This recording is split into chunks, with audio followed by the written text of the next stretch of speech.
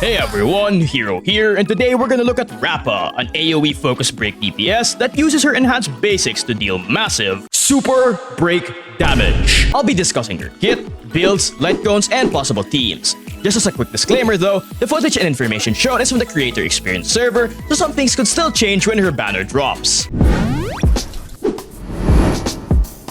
Let's start with the prettiest part of Rappa's kit, her ult, Nindo Supreme Aishtidu, which allows Rappa to enter the seal form state for 3 turns. While in her seal form state, it increases her weakness break efficiency by 50% and break effect by 30%, allowing her to break enemies faster and deal more damage.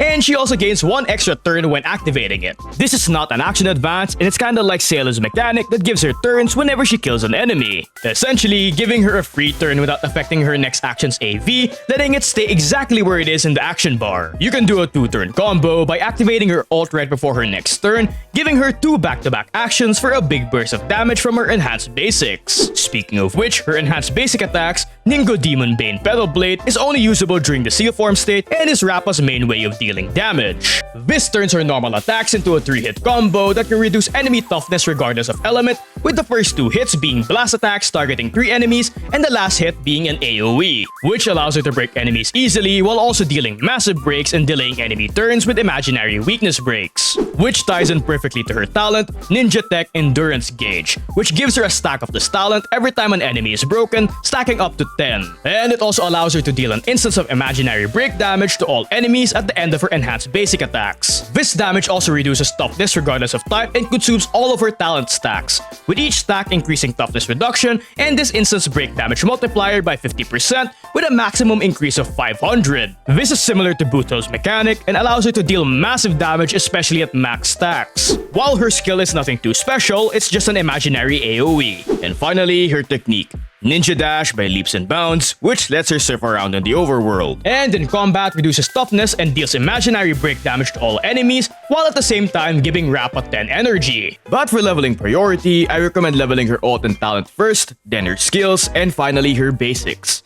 You can technically ignore her basic and skill since her damage mainly comes from break and super breaks, which aren't affected by these abilities multipliers. As for Rappa's bonus abilities, her first one is Ninjutsu Inscription Sky High, which allows her to gain 2 talent stacks instead of 1 when breaking elite or higher enemies, and also gives her an additional 10 energy when doing so, which is neat since it lets her get her ult and talent stacks faster, resulting in more damage. As for her second ability, Ninjutsu Inscription Sea Echo, which gives her access to a built-in super break damage for her enhanced basic attack. This ability and her talent is basically what enables her enhanced basics to deal massive damage. Her last ability, Ninjutsu Inscription Withered Leaf, increases break damage taken by enemies by 2%, which increases by 1% for every 100 attack above 2,400 with a total cap of 10%. This debuff is a bit smaller than Gallagher and Lingsha's, but it's nice to have since it does stack with their debuff, and it increases the party's overall damage, not just her own. Just note, you do need 3.2k total attack to maximize this trace. With her kit out of the way, we can talk about her Eidolons.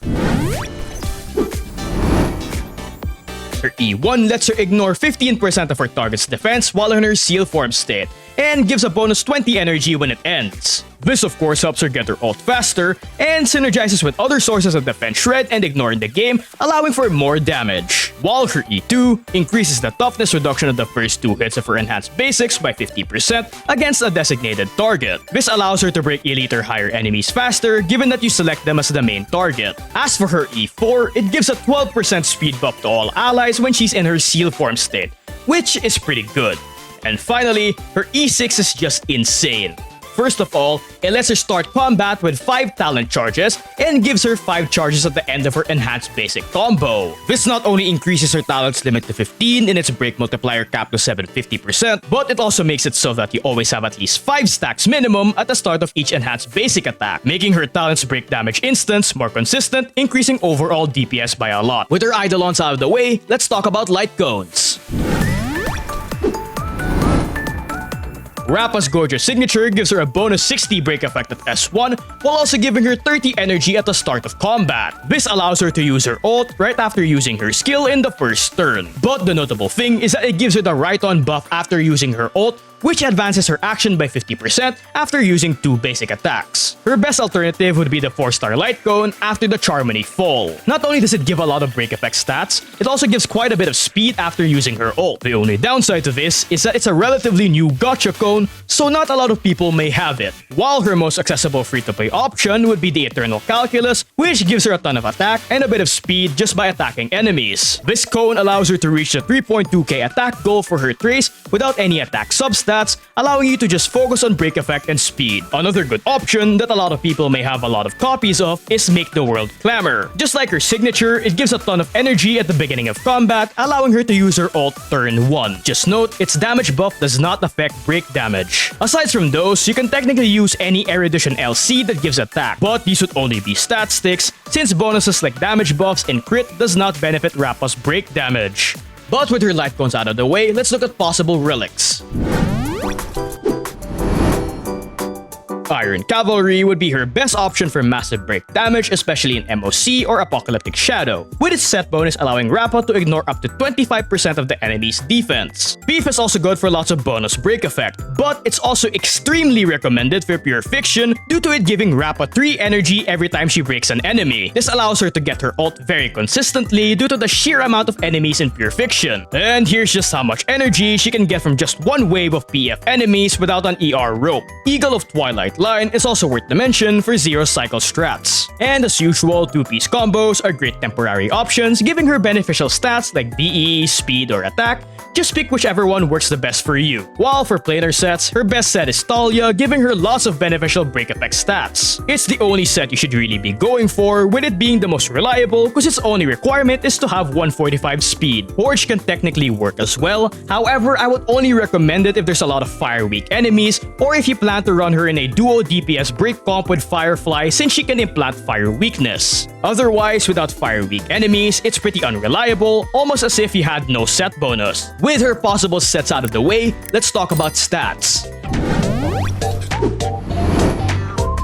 She has the high base attack of 718 and she gains 13% DE and 28% attack from her traces, making getting the 3.2k attack easier. But do note, she also has the abysmal speed of 96, 105 if you count her traces, so make sure to consider that when building. For main stats, you want an attack chest, speed boots, BE or energy rope, and an attack orb. A BE rope would generally be better for damage, and it's the go-to choice if you're running the thief set. However, an energy rope is also useful if you're having trouble getting her ult in some stages. As for substats, you want to focus on speed first until you reach your desired breakpoint, after which focus on break effect, and finally attack. Speed is rather important for her since more turns equals more energy, ults, and enhanced basics equals more damage. So I recommend 145 speed as a minimum, especially if you're running Talia, but you can go as high as 160 plus. As I mentioned earlier, you need 3.2k to get the full break damage vulnerability debuff from her A6 trace, which is not too hard to achieve with her high base attack and traces. For example, with 0 attack substats, an attack chest and orb, and a 476 base attack light cone, she's able to reach 2,913 attack. So again, 3.2k is not that hard to achieve with a few attack substat rolls. But anything above 3.2k is just wasted since attack isn't factored in for calculating break and super break damage. So be careful not to overcap too much. You'd also need about 250 BE in battle if you're running Iron Cavalry. But it's not too difficult to reach this in battle if you're running her in a break comp, since bonuses from the Watchmaker set, Planars, Ruan Mei, and the Harmony MC can give her a lot of bonus BE. So in reality, around 170 to 200 plus break effect is good enough. But honestly, just get as much as you can. But with her build out of the way, let's move on to possible teammates. Her best partners, without a doubt, is our beloved Harmony Trailblazer and the mad scientist Ruan Mei. Not really surprising for a break unit, with both of them giving Rappa lots of beneficial stats while simultaneously increasing her damage through Ruan Mei's utility and Harmony MC's buffs to super breaks. Plus, if you give the Harmony MC Dance Dance Dance, it could help give Rappa a ton of turns if combined with action advances like her signature light cone. She also works well with speed tuned action advancers who can give her more turns. But Bronya is a bit better with her 100% action advance giving more turns. Asta also works really well with her speed buff giving Rappa more 4 turns, plus she also breaks fire weak enemies really easily. While debuffers can also increase her damage due to Silverwolf and Pella's defense red or Jiaocho's Ashen Rose debuff, while Lingsha and Gallagher are her best sustains, with both of them increasing break damage taken by enemies, which stacks with Rappa's own break debuff, and other break DPSs like Marsh, Firefly, Boot Hill, and even a super break Himiko also work well with her in a duo DPS break comp if you feel like her damage isn't enough for certain scenarios. With her possible teammates out of the way, let's cook up some teams.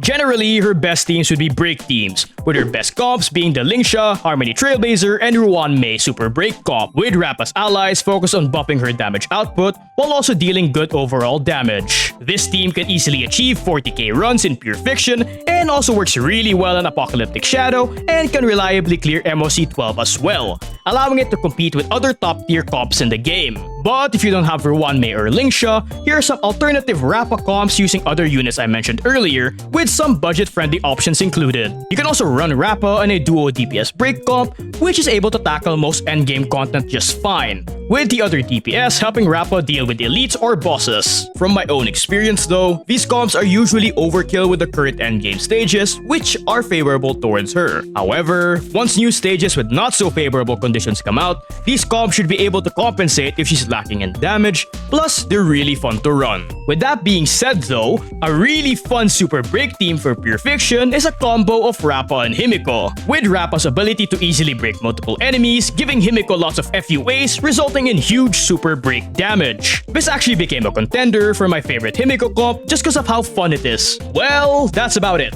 Now, it just brings up the question, is she a must-pull? Well, a lot of people are nicknaming her Skippa because of a certain 2 characters coming out, so you can already tell what a lot of people's answer is gonna be. Honestly though, I'm genuinely confused on why people even click Rappa videos just to comment Skippa. But in all seriousness, if you genuinely wanna know if she's a must-pull without considering those 2 units, well, it depends on your account. If you already have a lot of good top tier DPSs and have no trouble clearing Pure Fiction, not really. And it's worth mentioning, she does struggle with some non-imaginary weak content like Apocalyptic Shadows Aventurine and MOC 12's Hule, which is understandable because she's not made to fight them. So depending on the person, that might be a factor if she's a must-pull or not. However, if you are needing a good AOE DPS, Rappa is definitely a must-pull. She deals massive AOE damage, easily clearing AOE and imaginary weak content like Pure Fiction, and the Sunday and Fantalia boss fights in Apocalyptic Shadow. And with the right setups, she can also tackle other endgame content. But at the end of the day though, if you like Rappa, pull for her. Personally, I would really want to roll for her,